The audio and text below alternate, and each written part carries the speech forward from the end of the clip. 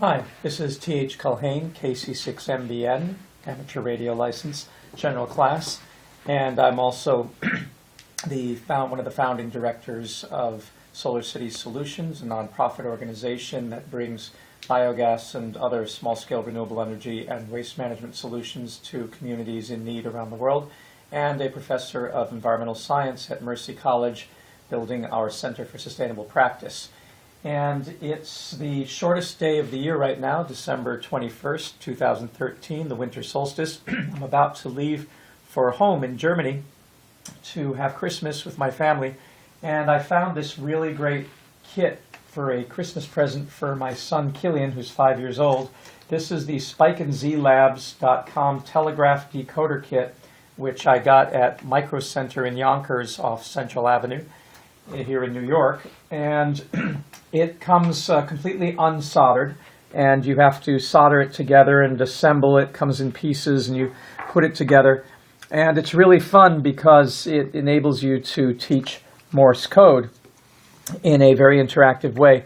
One thing I learned when I got the kit is you need to look at the color codes on every single resistor that you solder to the board, because this one here is supposed to be a 100 ohm resistor right here, and what we found is that the kit had a 10,000 ohm resistor instead. And so look at your color bands. It should be black, brown, black, and it didn't come with it. So somebody must have been in a rush to get home to their family and accidentally packaged the wrong resistors.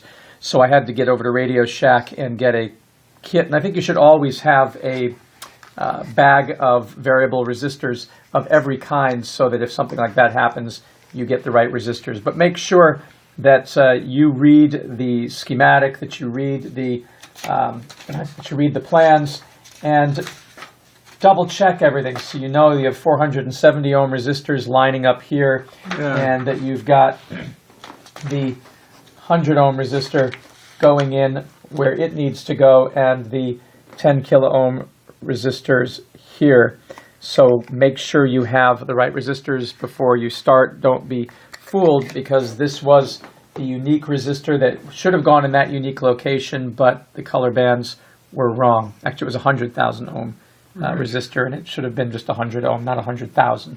So anyway, now it's all assembled, and it's really cool little kit. You start by holding down the telegraph key, which you have to adjust a bit to get so it has good play in it. So if you need to make your adjustments down here with this screw so that it is got the right amount of play, and then you can use the jumper here for whether it's normally closed or normally open. So you hold the key down and turn the on switch on and wait till it beeps, and then you're ready to go. It'll give you spike. It'll tell you, letting you know that you're ready to go, and that'll keep repeating. Then if I want to do my last name, for example, I would do C, and that then displays a C. Then I use the U, and I get the U, and I'm going to do an L, and I see the L displayed. I have an H, which is there, H, A, and then N, and then E. And that gives my last name, Culhane, and my son's last name. And now, if you don't key anything else in, it's going to tell you what you keyed. So it'll start repeating that, and you'll see C, U, L, H, A, N, E. It'll keep repeating that over and over and over. Now, if I want to put my son's name in, Killian, I'll go a K, an I, an L, and I, an A, and an N. And now we have Killian, and then that will repeat over and over.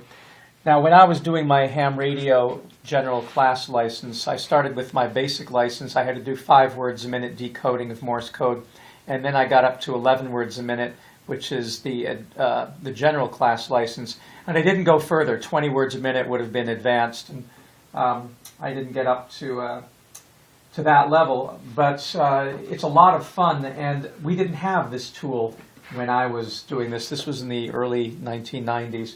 Now for kids who love, and we took Killian to the Spy Museum in Essen, Germany, near Essen, I guess it was in Bochum or Duisburg, But the spy museums are a lot of fun, and kids his age, he was 4 when he went to it, now he's 5, he loves this sort of spy thing, and so secret codes are, of course, cool for little kids. So this is a great Christmas present for a lot of you parents out there who are looking for something for kids from 4 to 400. It's just a whole lot of fun. It's really easy to assemble. You just need some basic soldering experience. So I wouldn't have the kids do the soldering, but it's really a lot of fun, and it has the sound. And you can see here, when you hit a dot, it makes the LED there light up. And if you hit the dash, then it makes the dash thing light up. And it's very easy to teach kids ET, extraterrestrial phone home, ET phone home, that the dot is an E and that the dash is a T. And that gets them started, that real exciting thing, dot and dash, E and T, ET, phone home. I did show that great film to my son last year, parts of it, and he loves the idea of ET building the radio transmitter so he can phone home and escape the planet Earth and get back home with his family. So there's a lot of good tie-ins, but one of the other cool things about the Spikenzie Labs kit, and it costs about $40, runs off of 3 AA batteries, is that it also has an AT Mega 328 chip, which is the same chip that you use for the Arduino. So basically it is an Arduino, and they do have programming pins here, so that if you want to use it as a microcontroller, as a microprocessor, you can. You're not restricted to just using this kit as a fun telegraph decoder kit because of these programming pins. So when you spend the 40 or 45 bucks, whatever you can find it for, know that you're not just getting a unifunctional unit, you're getting an actual Arduino, and normally those cost about 30 to 40 bucks. So I think it's a really exciting present for the holidays. For anybody who wants to explore electronics, who wants to explore programming, who wants to explore codes with their kids. And I'm just delighted by its ease and its functionality and the hands-on nature of it as an educator. I think next semester when I come back, we'll actually have students at college build one of these. It's a great entry into the Arduino world and into the world of microelectronics. And the neat thing is that you can also get 2 of them, and with 2 of them you can hook them up so that you can do local echo or no echo, but actually communicate with somebody sitting across the room. Of course, using the Arduino's Ethernet shield or using the Arduino's wireless Wi-Fi, the Arduino Uno that's just come out, we can, of course, use the telegraph around the world. So it's sort of reinventing the wheel, going back by going forward. But I think it's a great bridge between the ancient system of communication and what we have now. So for Mercy College, Envisage, Environmental Sustainability and Justice Club, and for Solar City Solutions, and as a father, I'm T.H. Culhane, wishing you all a very happy holidays and Merry Christmas.